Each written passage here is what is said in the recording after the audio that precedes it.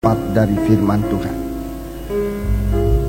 Bapa, demikian pujian kami persembahkan kepada kepada Engkau Tuhan, sekalipun masih banyak kekurangan dan kelemahannya, tetapi sesungguhnya kami merindu ingin melakukan sesuatu untuk menyatakan rasa terima kasih kami kepadamu ya Tuhan. Pada jam ini kami akan duduk di bawah kaki Dikau, mendengarkan firman-Mu dan ajarkan kami melakukan langkah-langkah kehidupan rohani kami sesuai dengan rencana daripada-Mu Tuhan. Banyak hal-hal yang belum kami mengerti, tetapi nyatakanlah firman-Mu dalam kami, biar berikan kami kekuatan untuk melakukan dan kami mengerti jalan-Mu Tuhan. Terima kasih Bapa, terima kasih kuasa-kuasa kegelapan yang menghalangi doa penyembahan kami dan bahkan mau mengganggu perhatian kami saat firman-Mu disampaikan. Tuhan, kami bersatu hati panggil nama Engkau buat usirkan dia. Di dalam nama Tuhan Yesus Kristus, segala setan kami ikat, kami perintahkan kamu semua dalam nama Yesus pergi, darah Yesus yang berkuasa. Terima kasih Bapa, haleluya. Urapan Roh-Mu yang suci di tengah-tengah sidang jemaat-Mu Tuhan, membawa doa dan penyembahan kami naik sampai di hadapan hadirat-Mu ya Tuhan. Terima kasih Bapa, haleluya. Dalam nama Yesus kami sudah berdoa. Haleluya, amin.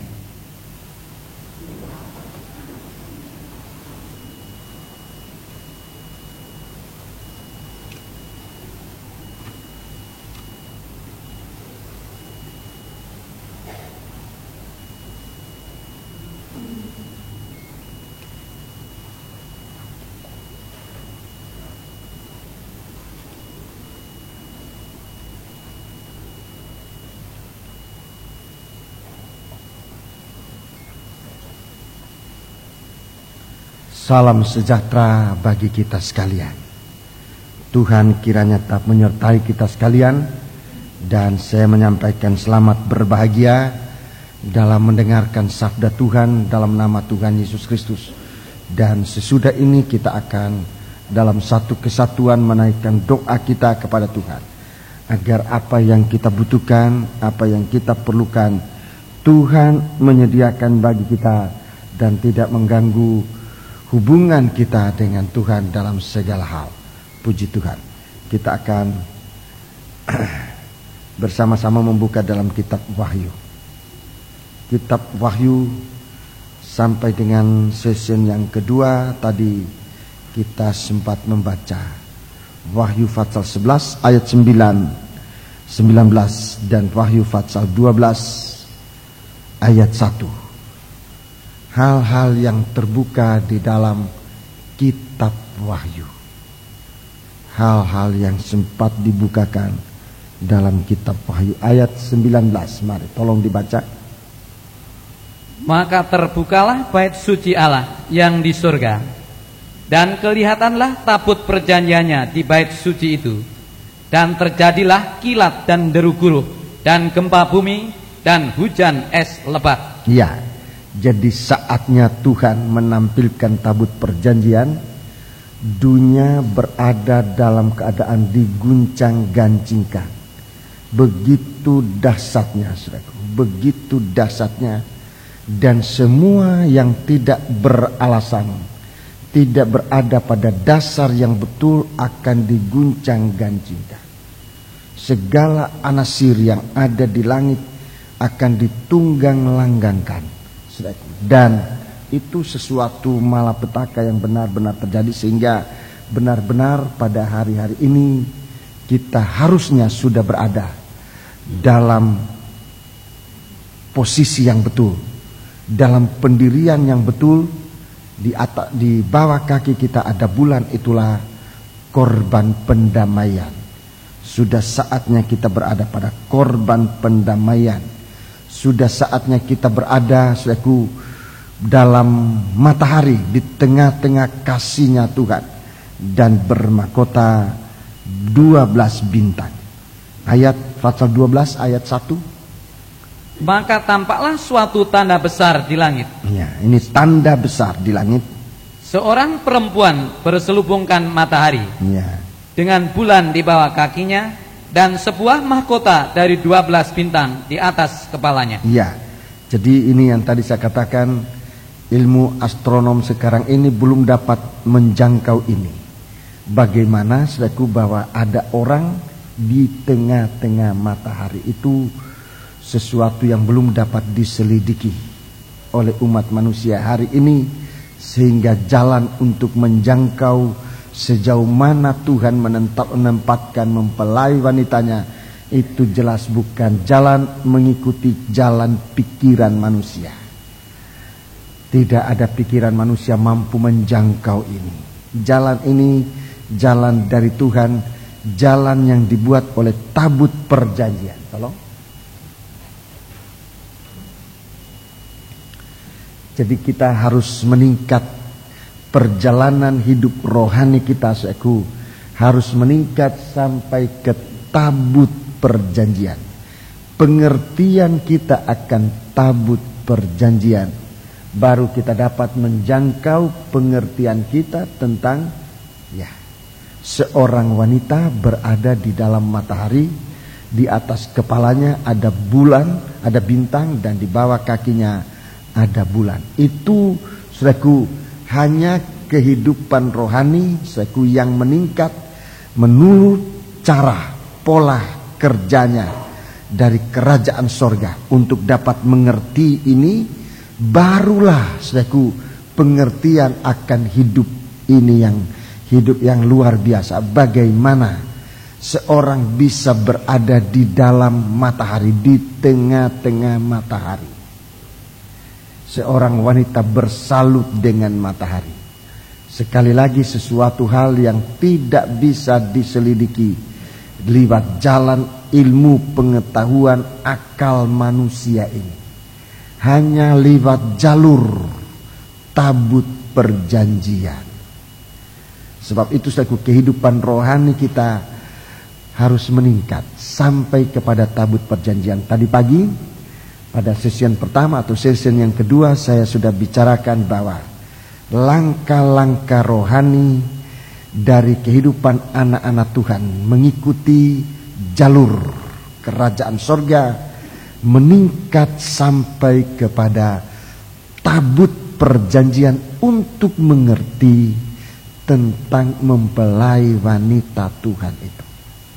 Suatu kehidupan di dalam sumbernya kehidupan. Matahari ini sesungguhnya sumber kehidupan. Tanpa matahari tidak ada kehidupan yang dapat ditemukan di alam semesta ini. Dari sinar matahari mengandung kehidupan, dan kehidupan ini dapat dimengerti kalau kehidupan rohani kita meningkat. Saudara-saudara, mari tunjukkan tabernakel. Tabernakel ini, alat-alat tabernakel merupakan langkah-langkah kehidupan rohani yang kesemuanya, saudaraku, kesemuanya itu meningkat sampai kepada tabut perjanjian untuk kemudian mengerti, dapat memandang seorang wanita hidup di tengah-tengah matahari. Ini tanda yang besar. Alkitab mengatakan ini suatu tanda yang besar. Mari, saya mau tunjukkan langkah-langkah kehidupan rohani kita yang harusnya meningkat sampai kepada tabut perjanjian. Dan dari tabut perjanjian itu jalan untuk mengerti mempelai wanita, memandang akan mempelai wanita. Itu dapat kita ikuti. Mari. Lebih dahulu kita melihat di dalam tabernakel kehidupan rohani ini mengenai iman, mengenai percaya. Iman untuk menerima Yesus dan iman untuk bertobat. Ini satu kesatuan. Iman untuk menerima Yesus itu berada dalam tanda dari pintu gerbang. Sedangkan iman untuk bertobat ini itu dalam tanda mezbah, korban bakaran. Apa yang kita alami? Apa yang kita alami kalau kita berada pada mezbah korban bakaran ini? Apa yang sedang kita alami kalau kita berada mulai dari mezbah korban bakaran, mulai dari saudaraku melihat salibnya Tuhan.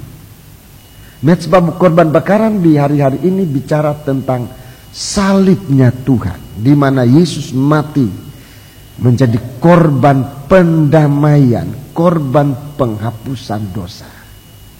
Saudaraku, dari tabut perjanjian ini, dari kehidupan yang tahu, saudaraku, kehidupan yang tahu menghargai korban, menghargai salibnya Tuhan, meningkat, saudaraku, ke tabut perjanjian, meningkat ke tabut perjanjian. Tolong tabut perjanjiannya.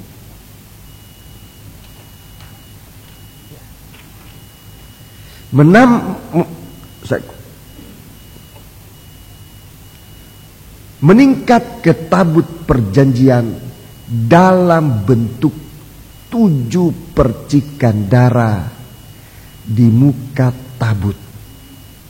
Jadi itu peningkatannya. 7 percikan darah itu penyucian yang meningkat sampai tidak ada lagi yang harus diperdamaikan. Ini 7 percikan darah.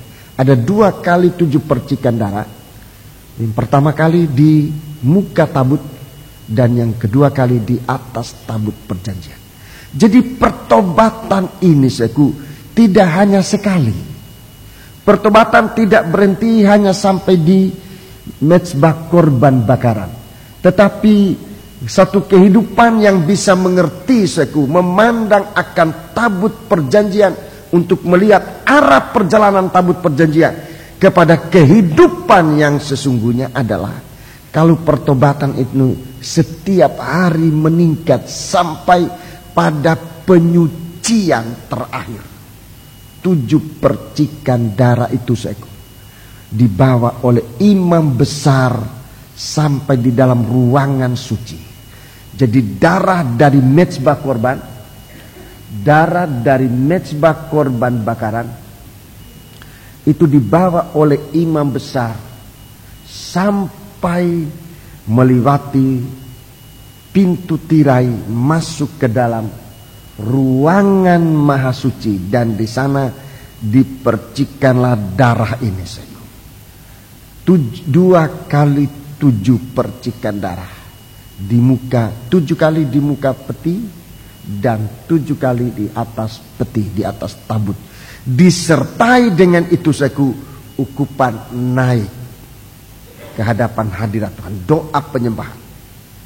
Jadi suatu pertobatan ini mendorong kita untuk tahu menyembah Allah. Dan bagi mempelai wanita,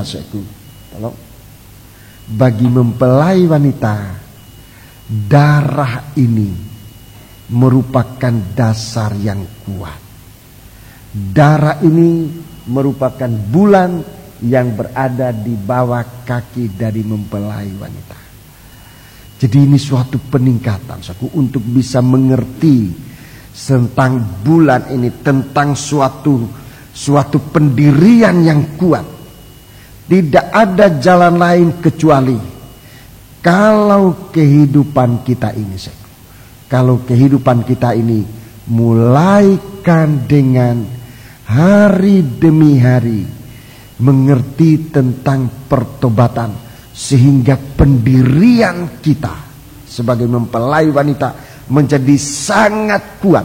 Dosa itu menggoyangkan pendirian rohani kita. Dosa yang tidak sempat diperdamaikan dengan Tuhan menggoyangkan dasar atau pendirian yang kuat dari gereja Tuhan, dari anak-anak Tuhan. Anak-anak Tuhan, kalau bagaimanapun umpamanya tadinya kelihatan begitu semangat, tapi saat dosa masuk, dia akan kelihatan goncang. Imannya mulai goncang. Dan ini yang akan membuat di saat langit dan bumi diguncangkan, dia pasti terpelanting, tidak bisa tahan. Itu sebabnya saudaraku, dosa itu tidak bisa dipelihara. Dosa itu harus setiap hari dibawa sampai di hadapan hadirat Tuhan. Kemudian alat yang kedua,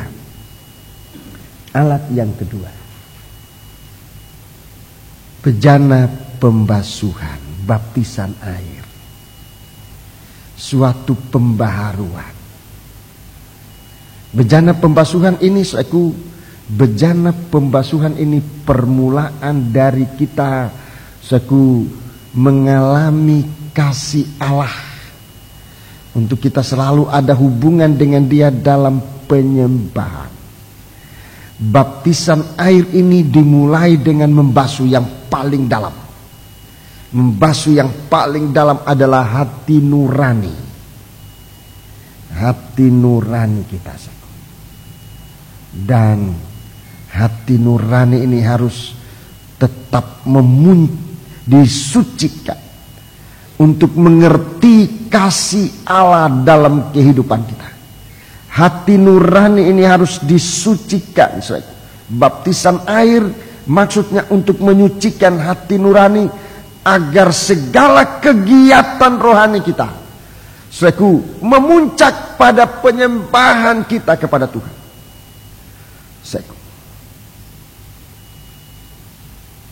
Setiap hari kita dibaharui, setiap kali kita dibaharui, sehingga pembaharuan ini akan membuat kita disalut.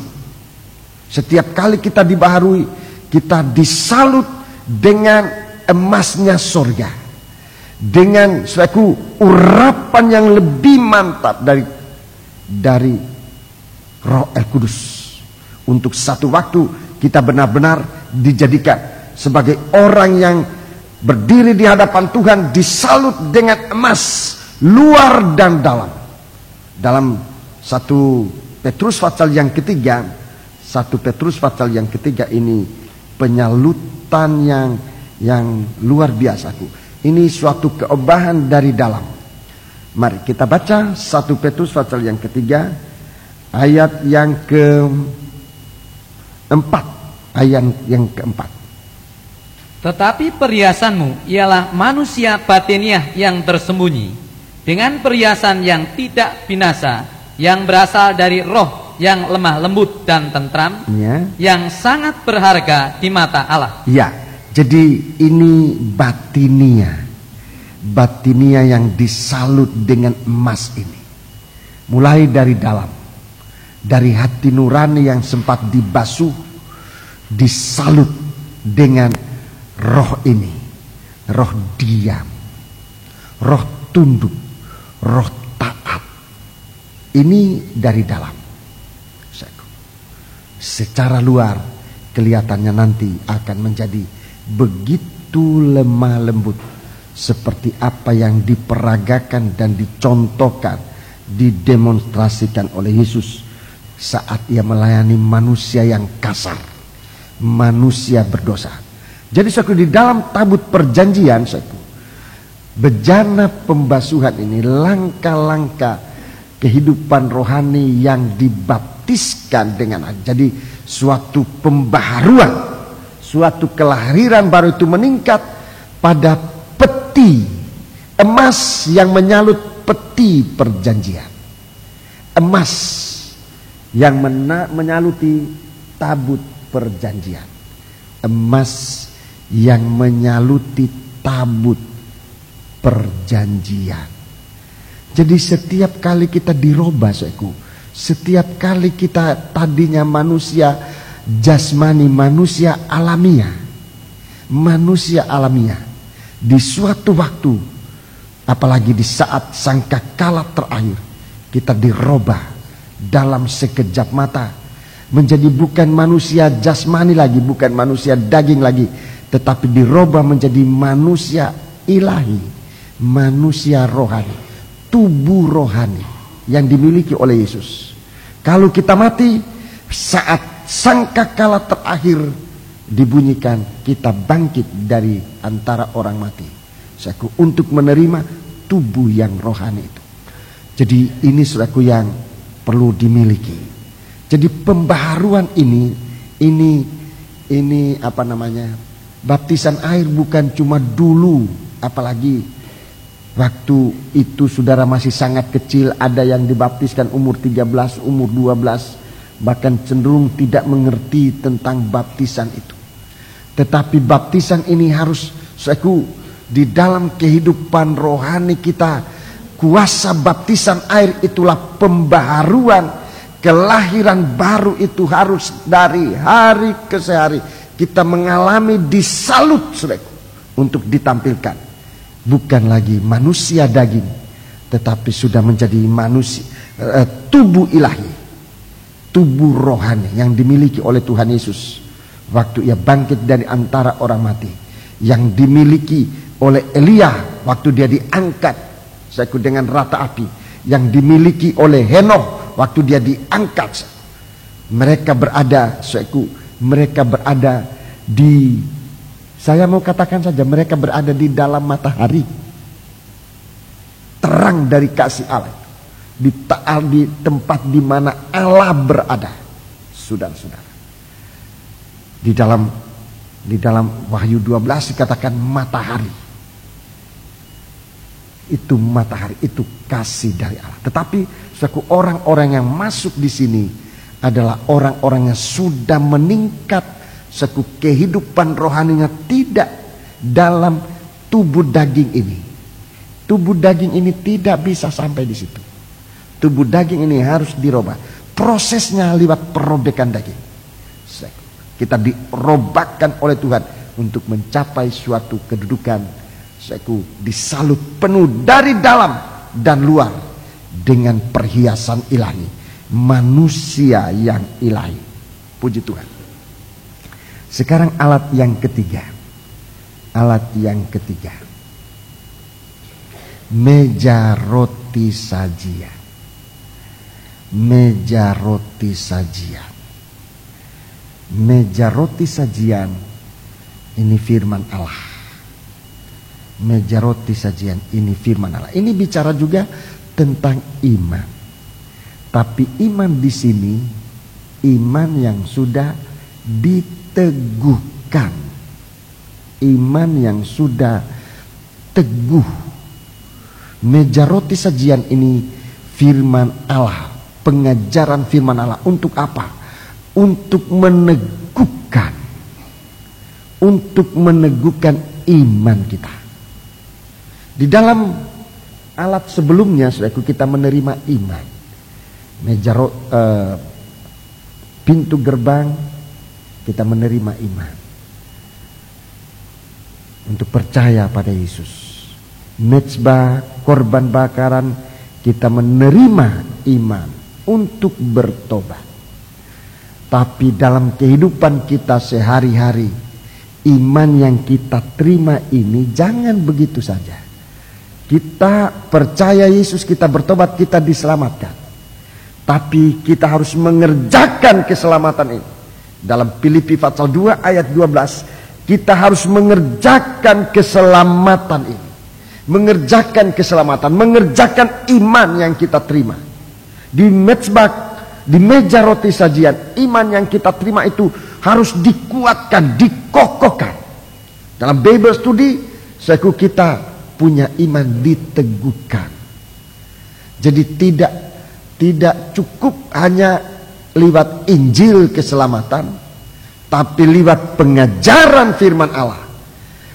Keselamatan yang kita terima itu, iman yang kita terima itu diteguhkan untuk, saudaraku perhatikan, meningkat ke tabut perjanjian. Meningkatnya ke tabut perjanjian. Dalam tabut perjanjian ada alat yang namanya buli-buli emas. Jadi di dalam ruangan Maha Suci itu semua emas. Semuanya sudah dibaharui menjadi emas. Di halaman semuanya tembaga. Tetapi begitu masuk dalam ruangan suci dan Maha Suci, semua harus berubah menjadi emas. Tidak ada lagi tembaga di situ. Semua harusnya emas. Dari meja roti, saudaraku, kita ke buli-buli emas berisi mana. Ini juga iman, tapi iman yang sudah permanen. Iman yang sudah permanen. Iman yang sudah permanen. Sudah dipermanensikan. Iman itu sudah menjadi permanen. Jadi halaman kita menerima iman. Ruangan suci iman diteguhkan. Ruangan maha suci di mana ada tabut perjanjian, di sana di sana kita mengalami iman itu dipermanenkan. Sekarang alat yang keempat. Alat yang keempat. Kaki dian emas.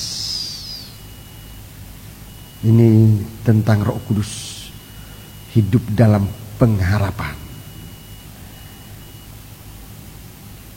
Kaki dian emas ini peningkatannya ke dalam tabut perjanjian, dia menjadi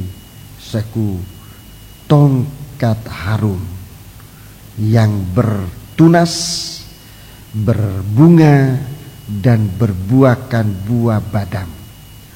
Ini satu kehidupan yang penuh pengharapan. Satu kehidupan yang penuh pengharapan. Satu kehidupan yang setelah melewati gemblengan-gemblengan, di sana sudah dalam keteguhan. Kaki dian emas dikenal dengan tanda gemblengannya. Kaki dian emas ini tidak dicor tapi digembleng. Untuk membentuk kaki dian ini dengan segala bentuknya itu lewat pukulan-pukulan. Gemblengan yang begitu hebat. Gemblengan-gemblengan yang ada untuk ditampilkan. Ditampilkan menjadi kaki dian, tetapi di dalam tabut perjanjian, gemblengan di sana sudah dalam satu kehidupan yang penuh pengharapan. Hasil dari gemblengan-gemblengan itu menghasilkan kehidupan yang penuh pengharapan yang tidak akan goyah. Dalam 2 Korintus pasal 4, 2 Korintus pasal 4 ini kehidupan yang sempat dihasilkan dari gemblengan yang kuat itu. Mari kita melihat. Ayat yang ke-8, 2 Korintus pasal 4. Ayat yang ke-8. Dalam segala hal kami ditindas, namun tidak terjepit. Iya, ini gemblengan selama di bumi, tetapi hasilnya saat guncangan akan datang menimpa bumi ini, menimpa langit juga, kita tidak terjepit. Kami habis akal, namun tidak putus asa. Ya, ada pengharapan terus. Kami dianiaya, namun tidak ditinggalkan sendirian. Ada pengharapan. Kami dihempaskan, namun tidak binasa. Ada pengharapan. Terus? Kami senantiasa membawa kematian Yesus di dalam tubuh kami, supaya kehidupan Yesus juga menjadi nyata di dalam tubuh kami. Iya, terus? Sebab kami yang masih hidup ini terus menerus diserahkan kepada maut karena Yesus. Karena Yesus. Supaya juga hidup Yesus menjadi nyata Hidup di dalam Yesus, tubuh kami. Hidup yang penuh pengharapan, nyata di dalam tubuh kami yang fana ini. Terus? Maka demikianlah maut giat di dalam diri kami dan hidup giat di dalam kamu. Ya, terima kasih. Jadi ini hidup yang penuh pengharapan. Dalam tabut perjanjian digambarkan itu sebagai tongkat harum. Kemudian alat yang tadi yang keempat, sekarang yang kelima. Yang kelima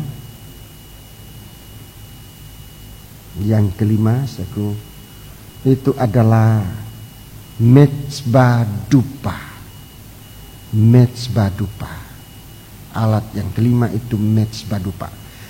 Penyembahan hidupnya dalam kasih Allah. Dalam penyembahan hidup dalam kasih Allah. Di dalam tabut perjanjian. Tabut perjanjian itu merupakan 2 loh batu. tabut perjanjian ini merupakan dua loh batu mengenai kasih Allah yang sudah menjadi permanen. Kasih Allah, saudaraku, di dalam tubuh mempelai, saudaraku, kasih Allah ini digambarkan bagaikan sinar matahari. Hidup dari mempelai wanita itu di dalam kasih Allah, di tengah-tengah terangnya matahari. Sudah. Di sana kehidupan dari orang-orang yang sudah naik lebih dahulu. Mulai dari Henokh sudah naik, Elia sudah naik, Musa sudah naik, Yesus sudah naik, dan nanti yang kelima adalah di sini dalam Wahyu pasal 12 ini mempelai wanita. Mempelai wanita berada naik ke surga, dia berada dalam rata api. Gambaran dari bahagian kasih Allah yang nanti akan dinyatakan kepada mempelai wanita. Dia berada di tengah-tengah rata api. Satu kehidupan dalam kasih Allah. Kemudian alat yang terakhir, yang berikutnya, yang keenam adalah tirai. Tirai ini perobekan daging. Tirai perobekan daging. Di dalam tabut perjanjian ini bicara tentang, tirai ini bicara tentang tutupan grafirat, tutupan pendamaian. Tirai ini bicara tentang tutupan pendamaian. Tutupan pendamaian. Kalau tirai ini dibuka, isi dari tabut itu dinyatakan, yaitu 3 alat yang sudah merupakan tiga alat yang sudah merupakan suatu kelengkapan dari mempelai wanita. Ada buli-buli emas mengenai iman, pendirian dari mempelai wanita. Tolong ya. Jadi kalau tabut ini dibuka, kalau tutupan pendamaian dibuka, maka kelihatanlah suatu pengertian yang mendalam tentang mempelai wanita. Tolong. Buli-buli emas itu iman, ya. Itu sudah menjadi tempat berdirinya dari mempelai wanita. Bulan, ya. Bulan di bawah kaki. Kemudian yang kelihatan 2 loh batu. Itu tentang kasih.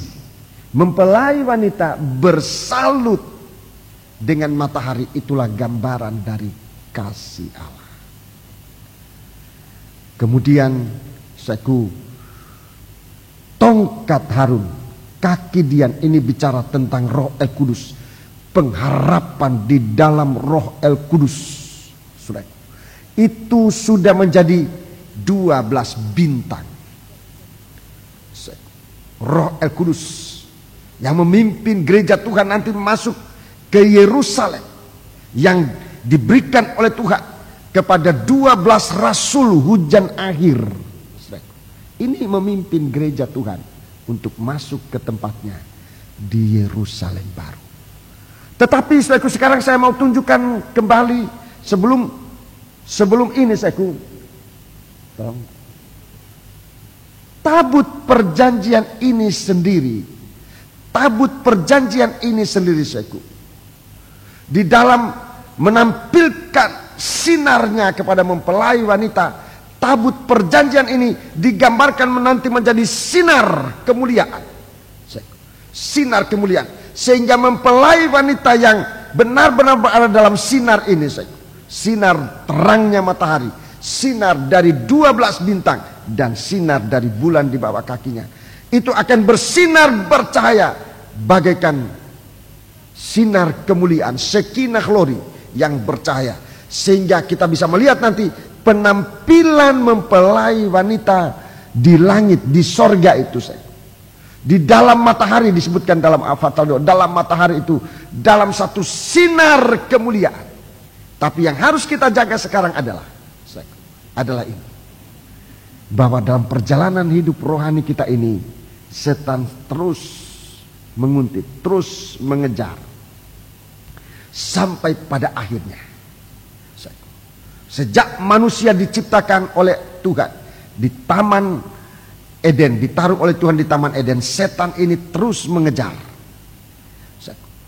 Zaman Adam dan Hawa, setan ini sudah menjelma. Saya katakan istilah ini, menjelma. Dia masuk, dia menggunakan bentuk, dia menggunakan suara dari ular di Taman Eden. Dan manusia jatuh oleh godaan dari ular ini. Ini kita mesti jaga, ular ini kita jaga.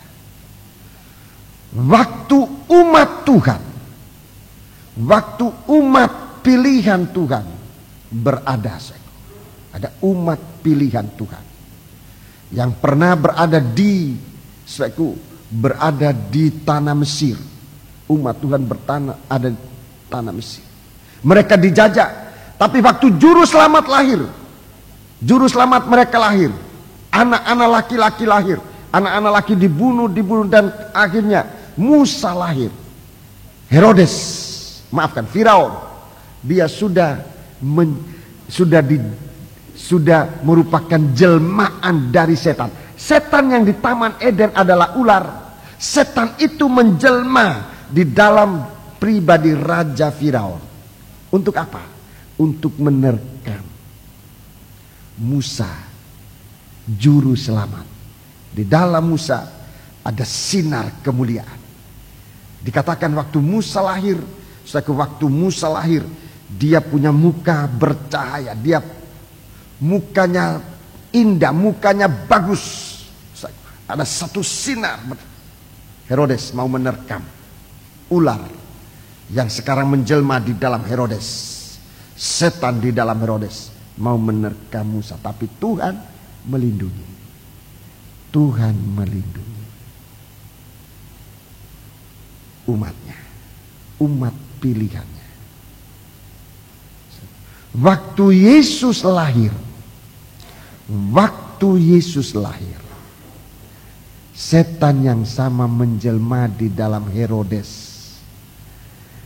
Setan yang sama dari Taman Eden, zaman Israel di Mesir, sekarang zaman umat pilihan Tuhan yang sudah adalah orang-orang percaya dari bangsa kafir, dari orang Israel. Lahirlah juru selamat ini. Setan yang sama mau menyabot perjalanan rohani dari mempelai wanita. Yesus mau diterkam, mau dibunuh oleh Firaun, tetapi Tuhan melindunginya. Sekarang saat tampilnya mempelai wanita dalam keadaan mengandung dan akan melahirkan seorang anak laki-laki. Indahnya mempelai wanita itu dan kuasa yang ada dalam kandungannya. Ini mau diterkam. Kali ini setan tidak menjelma. Kali ini setan tidak menjelma, tapi setan tampil dalam wujudnya yang sebenarnya. Setan sudah tampil dalam wujud yang sebenarnya. Wahyu 12, dia bagaikan seekor ular naga merah padam. Saudaraku, ular naga merah padam. Saudaraku, berkepala 7, bertanduk 10. Dia mau menyerang, dia mau merebut anak laki-laki. Dia juga mau menyeret wanita ini. Indahnya kehidupan rohani kita, saudaraku. Indahnya kehidupan rohani kita. Saya mau ingatkan ini, saudaraku. Indahnya kehidupan rohani itu menarik hati seteru, itulah iblis, untuk menjatuhkan. Ini jangan kita lengah. Lebih maju kehidupan rohani, saudara. Setan ini menyatakan serangannya, sehingga dalam perjalanan rohani kita untuk meningkat sampai ke tabut perjanjian ini, kita harus waspada. Setiap kali kita menanjak pada kemajuan rohani, setan mau memotongnya. Setan mau menerkamnya. Tetapi kalau kita percayakan diri kepada Tuhan, Tuhan sediakan perlindungan bagi kita. Seperti Tuhan menyediakan perlindungan. Mulai dari Adam dan Hawa dengan menyalut mereka dengan kulit binatang untuk menutup ketelanjangan mereka. Tuhan melindungi Nabi Musa. Tuhan melindungi Tuhan Yesus waktu ia baru lahir sebagai menjadi manusia.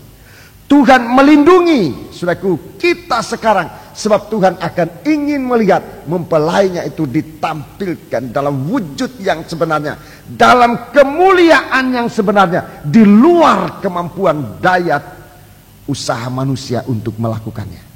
Nah, ini yang kita pegang. Jadi saudaraku, yang dalam doa puasa sepanjang hari ini, satu poin yang kita jaga, kita meningkat rohani dalam keobahan, dalam pemakaian Tuhan. Dalam pemakaian Tuhan, setiap kali kita meningkat, kita diserang. Setiap kali meningkat, kita diserang. Oleh siapa? Oleh setan itu. Sekarang kita menjadi tahu, kalau ada percobaan karena kita meningkat, itu diadakan oleh setan. Kalau kita tidak meningkat rohani, kita tenang-tenang aja. Setan tidak ganggu. Tidak ganggu. Tapi kalau kita meningkat, setan mengganggu. Tetapi kita tidak harus mengatakan kalau begitu tidak usah meningkat supaya tidak ada percobaan dari setan. Saudaraku, kalau kita tidak meningkat, kita ketinggalan. Dan ketinggalan itu berarti nanti bukan hanya dicoba, bukan hanya digoda oleh setan. Di zaman 3,5 tahun, saudaraku, zaman terakhir dari setan, saudaraku, dia akan turun merajalela di dalam bumi. Dan celaka hai bumi dan laut. Wahyu pasal 2 mengatakan, sebab iblis telah turun kepadamu. Kali itu dia bukan hanya memberikan godaan dan cobaan, tidak. Kali itu dia akan menyiksa, siksa yang belum pernah terjadi dan tidak akan pernah terjadi lagi.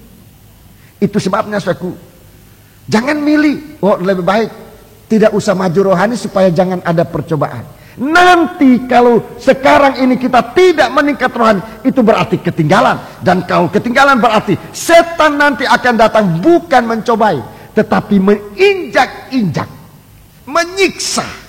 Mati tidak ada. Mati akan lari daripada.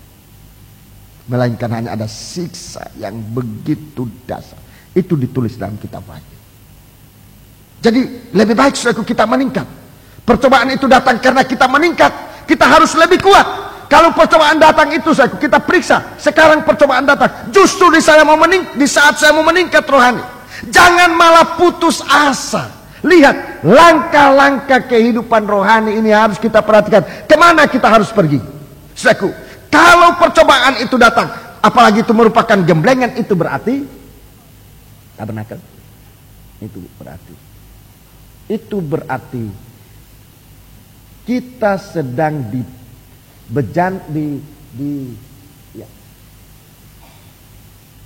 kaki dian emas. Kita sedang dihajar. Kita sedang terjepit. Kita sedang dalam percobaan berat. Sekarang apa yang harus kita lakukan? Di saat itu bukan harus putus asa. Di saat percobaan begitu berat datang oleh karena kita mau ditingkatkan dalam wujud yang lebih indah. Di saat itu bukan harus putus asa, bukan. Tetapi kita harus meningkat, saudaraku, ke tabut perjanjian. Pengharapan itu harus ada. Di saat itu kita menyerahkan diri kita kepada Tuhan dalam pengharapan penuh. Ini yang nanti orang ini nanti akan menjadi mempelai wanita yang diberi mahkota. Sebab dia menang. Dalam percobaan dia tidak kalah. Dia menang, dia diberi mahkota 12 bintang. Saudara. Jadi setiap keadaan kita, di mana kita berada, kita dicoba, kita tahu sekarang percobaan itu datangnya dalam bentuk apa. Kalau kita digoda karena pengajaran, karena dihina karena pengajaran, karena firman, jangan malah lepaskan pengajaran itu. Tetapi kita lebih mendalam dalam pengajaran ini. Buli-buli emas menjadi tempat pendirian yang kuat. Saat bumi ini diguncangkan, kita sudah dalam pendirian yang kuat sekali. Saudara-saudara, kalau penyembahan kita digoda, Jangan malah lari. Oh, aku tidak mau menyembah lagi. Saya menyembah sebentar, setengah jam sudah capek. Aku tidak mau menyembah lagi. Sudahku, aku puasa rasa lapar. Ya kalau puasa tidak lapar ya, bukan puasa namanya itu. Puasa supaya sampai lapar. Aku puasa bagaimana caranya supaya tidak lapar? Loh, kok aneh? Bagi saya aneh. Kalau puasa itu supaya lapar. Yesus puasa 40 hari dan laparlah ia. Kalau puasamu merasa lapar, itu bagus. Bukan berarti supaya tidak lapar ya. Itu bagus.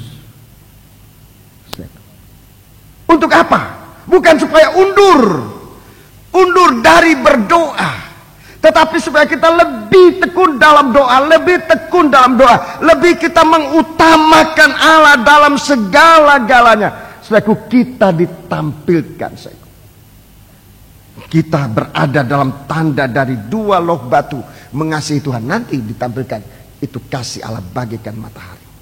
Nanti kita akan lihat lebih enak dari makanan adalah kasihnya Allah. Lebih indah dari dunia ini adalah kasihnya Allah. Lebih indah dari apapun juga adalah kasihnya. Kita lebih meningkat sampai kita ditampilkan. Dan orang semacam ini, kehidupan semacam ini, kehidupan mempelai wanita itu dilindungi oleh Tuhan. Setan ini akan menyambar dan menyeret. Tapi Tuhan kasihkan dia 2 sayap burung nasar. Ini yang membawa nanti terangkat ke padang belantara, dan pada saatnya nanti kita akan ada pertemuan di udara. Di padang belantara hanya 3 tahun setengah, tetapi sesudah itu kita diangkat oleh Tuhan. Bertemu dengan Yesus di awang-awang yang permai. 1 Timotius 1 Tesalonika pasal 4 mulai ayat 13. Di sana pertemuan di udara kekal selama-lamanya. Sebab itu biarlah kita mengadakan ini. Kita mau lihat perjalanan rohani kita ini. Kalau ada godaan, kalau ada cobaan dalam doa, bukan supaya berhenti berdoa. Kalau kita digoda oleh karena firman Allah, bukan berarti supaya kita tinggalkan firman Allah. Kalau kita digoda dalam kehidupan kita ini, bukan berarti supaya kita tinggalkan pengharapan kita kepada Tuhan. Tetapi setiap kali ada cobaan itu berarti kehidupan kita meningkat. Dan tiap kali peningkatan ini harus kita berada pada peningkatan teguh. Mari kita datang kepada Tuhan. Berhembuslah Roh Kudus. Saya mohon pemain musik. Berhembuslah Roh Kudus di tempat ini. Kita menyembah Allah. Haleluya.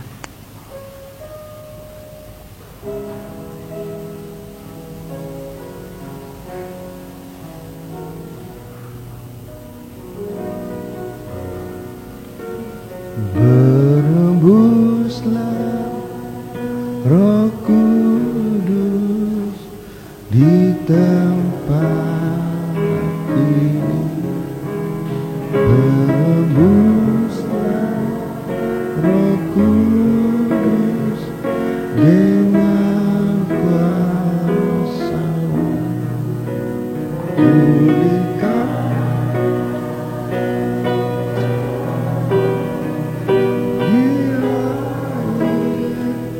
jangan berhembuslah,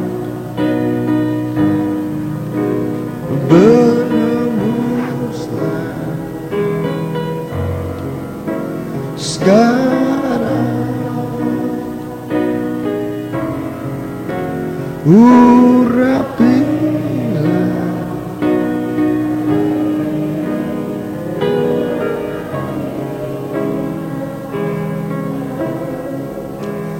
penuhilah kami,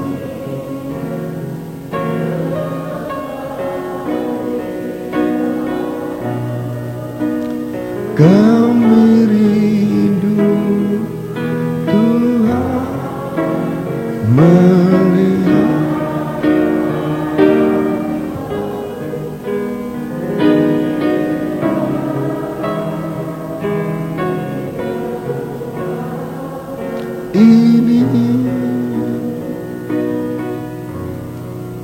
Berembuslah Roh Kudus di tempat ini. Berembuslah Roh Kudus dengan kuasa-Mu. Pulihkan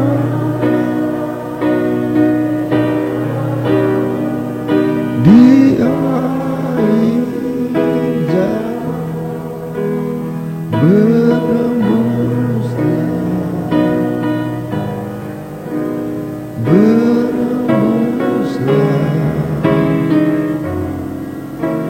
sekarang. Haleluya.